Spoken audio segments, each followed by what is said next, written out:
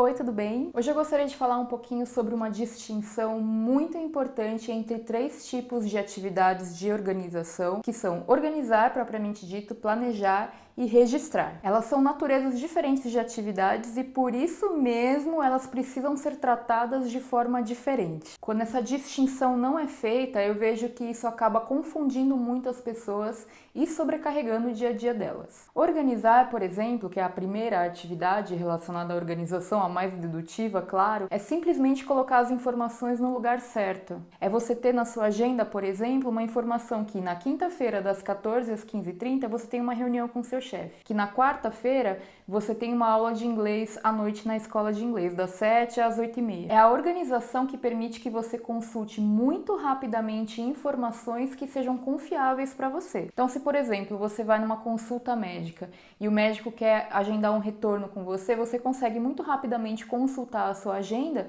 e verificar quais são os dias e horários que você tem disponíveis. Planejar, no entanto, tem outra natureza. O planejamento se baseia nas informações organizadas. Eu tenho uma aula de inglês na escola de idiomas na quarta-feira das 7 às 8h30, certo? Isso é uma informação organizada na minha agenda. Porém, eu posso querer me planejar para estudar inglês toda segunda e terça à noite, por exemplo. E eu posso até inserir esse compromisso na minha agenda, mas ele tem uma natureza diferente daquele compromisso agendado na quarta. O que muitas vezes acontece é que as pessoas confundem a organização com o planejamento e colocam tudo no mesmo lugar. E o problema quando você faz isso é que chega um momento que você acaba se confundindo porque tem muita informação ali e também causa sobrecarga. Não adianta você só planejar, você tem aquelas atividades não planejadas que vão surgir também. E aí chega um momento que todo esse planejamento acaba sobrecarregando mesmo. A minha proposta, então, é que ou você use ferramentas diferentes para a organização e para o planejamento, ou que você faça uma distinção visual muito clara entre elas. Por exemplo, se você usar a agenda do Google, você pode ter a sua agenda com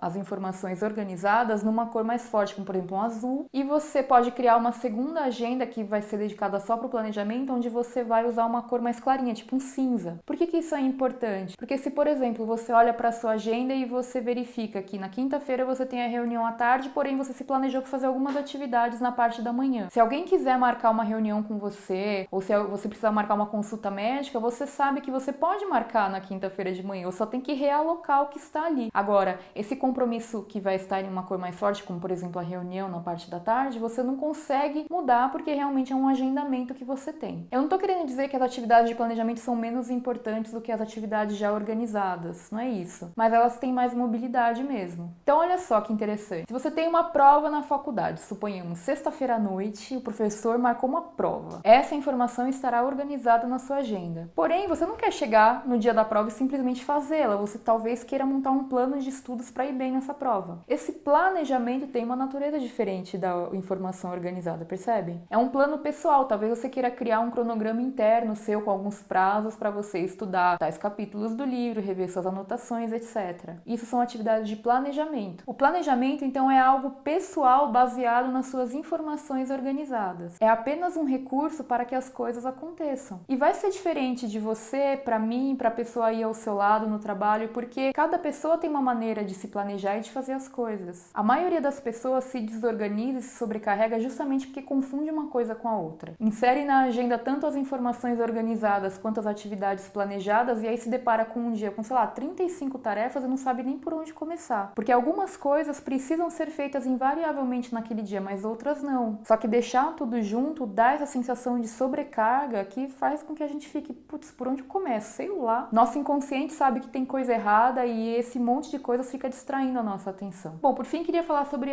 o terceiro tipo de atividade, que é o registrar. Registrar significa montar uma biblioteca só sua, de referência. Aqui não entra nada do que você ainda precisa fazer, mas sim registros de coisas que já foram feitas. Então, por exemplo, às vezes você tem que manter um log de atividades para apresentar para o seu chefe no final do mês. Ou então você quer fazer um registro de quantos copos de água você bebeu por dia. Ou quer fazer um acompanhamento de hábitos, registro de despesas, livros que você leu, capítulos da série que você você já assistiu. E até mesmo diários entram aqui. Muitas vezes eu ouço perguntas como: Thaís, quando eu concluo um compromisso, eu posso mantê-lo na agenda? E eu pergunto, eu rebato com a pergunta: a agenda é o melhor lugar para você consultar isso depois? Pode ser que sim, mas se você tiver que apresentar essas informações, essas atividades concluídas para o seu chefe, não vale mais a pena você montar uma planilha, por exemplo, que você pode compartilhar com ele? Tem que perguntar o que faz sentido para você. Todas essas questões são relevantes para todo mundo e de pessoa para pessoa vai variar muito. Os registros são parecidos com as informações organizadas, porém, ao contrário daquelas, não demandam nenhum tipo de ação mais. Então, eles também devem estar completamente separados daquilo que ainda demanda ação, porque eles têm uma natureza diferente. Então, visualmente, eles têm que estar separados para não te confundir. Então, até respondendo a pergunta que eu usei como exemplo, claro que você pode manter na sua agenda um log dos compromissos já concluídos, mas você tem que colocar uma distinção visual, ou colocar numa cor diferente, ou colocar um ok na frente, ou um check na frente. Então, vamos lá. Em resumo, existem 3 atividades distintas quando se trata de organização: organizar, planejar e registrar. E justamente por terem naturezas diferentes, elas demandam técnicas diferentes para a gente conseguir ter uma vida organizada. Cada vez que a gente mistura esses 3 tipos de atividades, isso confunde e sobrecarrega. Entender como cada uma dessas atividades funciona nos ajuda a entender melhor como a gente funciona com as diversas ferramentas de organização que a gente utiliza. Então, como que eu vou me relacionar com a minha agenda ou com a minha lista de tarefas? Não é à toa que ferramentas como o Bullet Journals têm feito tanto sucesso, porque o Bullet Journal, de certa maneira, é uma ferramenta que agrega esses 3 tipos de atividades. Você consegue organizar as informações, você consegue montar um planejamento do que você vai fazer naquele dia, também consegue fazer um registro. Tem muitas pessoas que fazem, né, registro de hábitos, registro de despesas no Bullet Journal, mas a grande verdade é que tanto faz. Dando o exemplo da agenda, por exemplo, eu utilizo a agenda do Google e aí eu costumo deixar a minha agenda com as informações organizadas numa cor padrão. As atividades de planejamento eu deixo num cinza claro, que para mim é uma distinção visual bem legal. E quando é concluído, eu coloco um check na frente, ou escrevo um ok, enfim, eu coloco visualmente alguma coisa que diferencie essas atividades de todo o resto. Então, na verdade, não é complexo, complexo é ignorar essa diferença entre essas atividades e deixar tudo junto. Enfim, esse é um assunto que dá muito pano pra manga, de certa maneira é meio um papo cabeça, né? Eu tive esse insight há cerca de 2 anos, mais ou menos, e aí eu comecei a reparar como as pessoas lidavam com a sua organização pessoal. E eu vi muitos exemplos na minha rede de amigos, de colegas de trabalho e até na internet também de pessoas que às vezes naturalmente chegam a essa conclusão. Eu, por exemplo, é muito comum você ver uma pessoa que use uma ferramenta como, por exemplo, o OmniFocus ou o Todoist ou Evernote para organizar tudo que tem que ser feito e usa uma ferramenta como um Planner ou um Bullet Journal para planejar a execução dessas atividades. Então eu já vejo que naturalmente algumas pessoas que já estão num nível um pouco mais avançado de organização, elas vão se reorganizando dessa maneira. E isso foi muito legal porque, de certa maneira, é validar uma teoria que eu descobri, né, que eu tenho. Se você gostou dessa dica, aproveita para se inscrever aqui no canal, deixa o seu like. E se você tiver alguma dúvida sobre esse assunto, eu acredito que tenha gerado muitas dúvidas, porque é uma mudança de paradigma, deixa um comentário aqui embaixo e a gente vai trocando ideias, tá bom? Tchau e até o próximo vídeo.